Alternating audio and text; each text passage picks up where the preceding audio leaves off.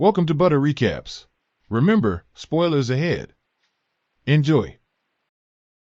Set in an unspecified year in South Africa, Johannesburg is the first city to employ a robot police force due to increasing crime rates. The firm that creates and provides the city with the robots is called THUGS. The robotic soldiers are known as scouts. These robots, developed by Dion Wilson, are entirely automated and intelligent. Vincent Moore, who used to be a soldier and now Dion's workplace rival, has built the Moose, which is controlled remotely by a human. Moore does not particularly like Dion's work. Scout Unit 22 is once again in the shop. This specific robot appears to be accident-prone and is frequently serviced. It is put back into operation by the technicians, who then deploy it into the field to aid in a police raid on a bad drug deal. Ninja and Yolandi are on one side of the drug exchange. They're with their partner, America. They are attempting to deliver things to Hippo, the crime lord. Hippo demands $20 million within 7 days from Ninja, Yolandi, and America for the botched delivery. The police and scouts storm the meeting. During the police raid, Ninja, Yolandi, and America manage to get away. Hippo strikes Scout 22's chest with a rocket launcher, severely damaging it. Hippo also succeeds in eluding the authorities. The government has decided to invest more money in Dion's scouts and has ordered 100 more of them because of how well-liked they are. Moore requests extra funding from THUGS CEO Michelle Bradley in order to advance the development of his Moose. They are not interested in the Moose. The technicians back at headquarters determined that Scout 22 cannot be repaired because the battery is fused to his chest piece. He is placed aside to be scrapped. Hippo contacts the gang and informs them that he is not dead or in prison, and that he still demands the $20 million that they owe him. To get the money for Hippo, Ninja, Yolandi, and America think they need to pull off another heist. After that, Yolandi gets the impression that since the scouts are probably similar to televisions, a remote control must be able to turn them off. They won't have to worry about the scouts any longer if they can figure out how to achieve that. Dion returns to his house, where he has numerous robot pets with artificial intelligence, and gets to work on his most recent project developing an artificial conscience for the scout units. He succeeds after a lengthy night of programming.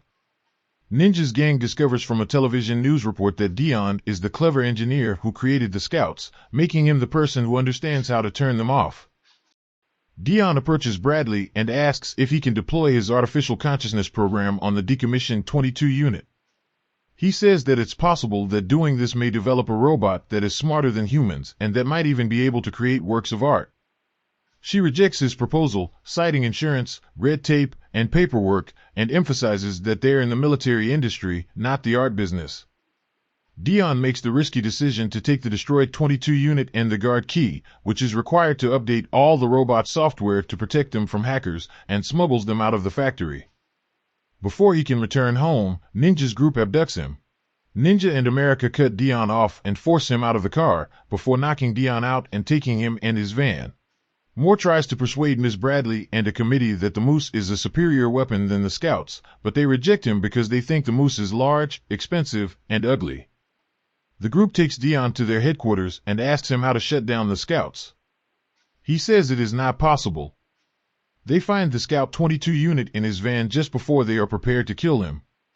He is forced into agreeing to program it to work for them as a gun is held to his head.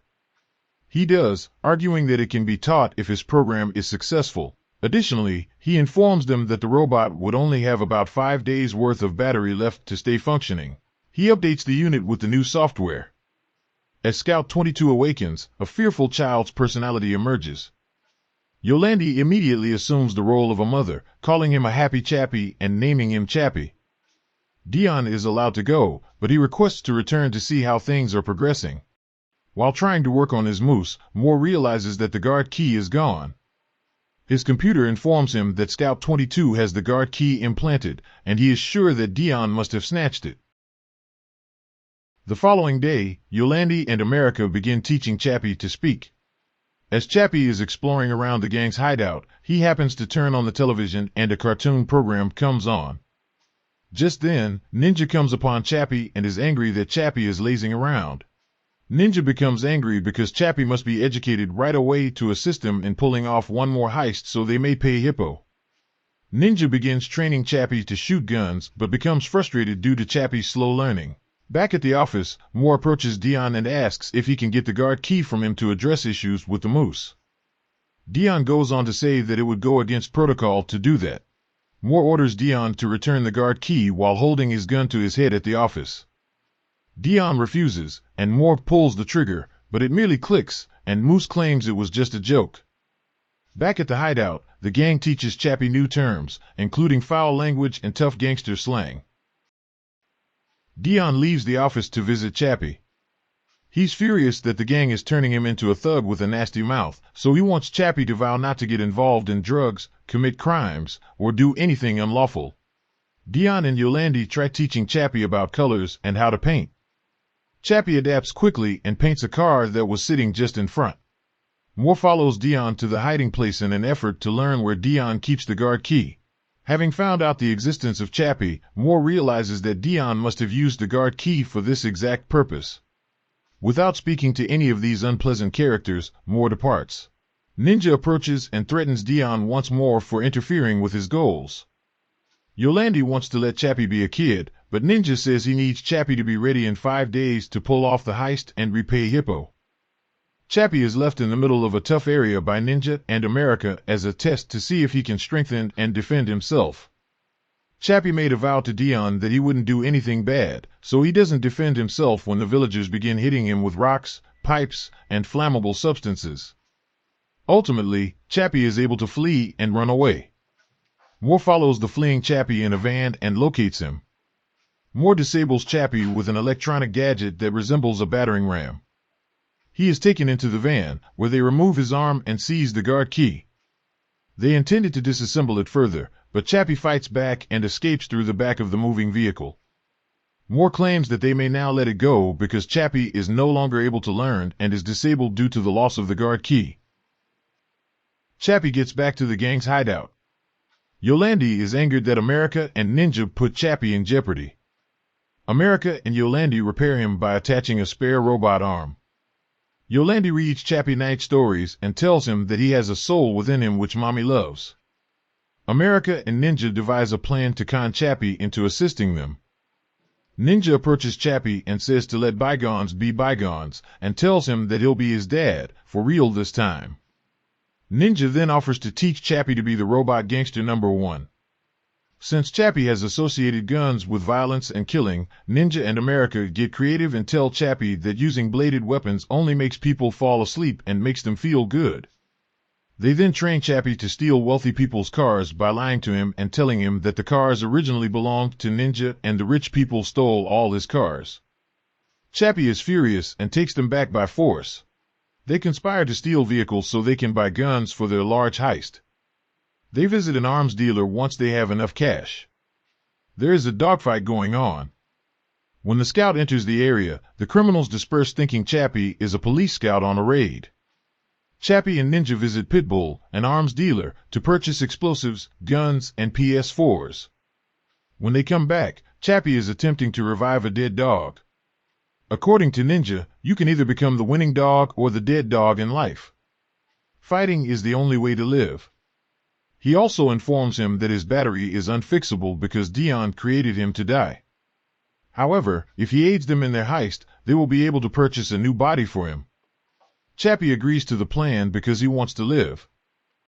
Dion returns to the gang hideout and is displeased to see Chappie out engaging in criminal activity with America and Ninja. America, Ninja, and Chappie return. Dion tries to reason with Chappie when the two are alone, but Chappie responds that he is upset that Dion did not tell him that he will die soon. Chappie expresses to Dion his desire to be with Yolandi, his mommy, and live. Moore plugs in the guard key at Tetraveil's headquarters and installs new firmware to remotely disable all scouts around the nation. Wherever they are, they all tumble to the ground. The criminals see this and assault any scouts they come across. Since the scouts were deactivated, thousands of crimes are being committed throughout Johannesburg. The city is ruled by complete anarchy and violence.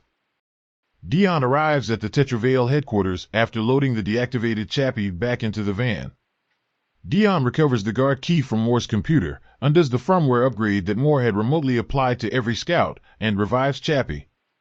After coming back to consciousness, Chappie asks to use the spare scout body hanging in the room. Dion says no because the problem has become bigger than the battery. Chappie is conscious now, and Dion states that because they don't know what exactly consciousness is, they can't just move it. Meanwhile, Moore is listening in on this whole conversation. Chappie comes to the conclusion that the neural helmet used to operate the moose can help. Chappie notices the moose before escaping. According to Dion, operating the moose involves infusing a human operator's consciousness into the robot through a control helmet. Yolandi's laptop and every PS4 are connected together by Chappie to form a supercomputer. Chappie puts the helmet on himself to try and capture his consciousness. It doesn't work at first, but he gets it after trying a couple of times despite the equipment almost overheating. Ninja approaches Chappie and says it's time for the last heist to get the money for Hippo. The robbery of an armored car by the gang, with Chappie's assistance, is broadcast live on the news. Hippo and his mates are keeping an eye on everything. Moore makes an attempt to persuade Miss Bradley that since every scout has malfunctioned, she should allow him to go through with the Moose program rather than the unreliable scouts. Moore also persuades Bradley that Dion is to blame for the criminal behavior of the scout robots. Moore is given permission by Bradley to utilize the Moose to fight crime and find Dion. During the escape from the armored car heist, Chappie inquires about his new body now that they have money, and Ninja reveals that it was all a lie, that he just needed Chappie for the heist, and that Chappie would still die in a few days. Chappie is enraged. Dion warns Chappie upon reaching the gang hideout that Moore is approaching piloting the Moose, due to the highway robbery being on television. Dion also tells Chappie that he needs to get ready for battle.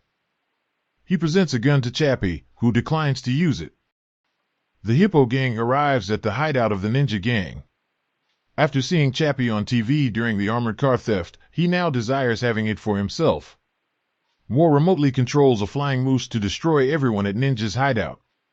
A three-way exchange unfolds.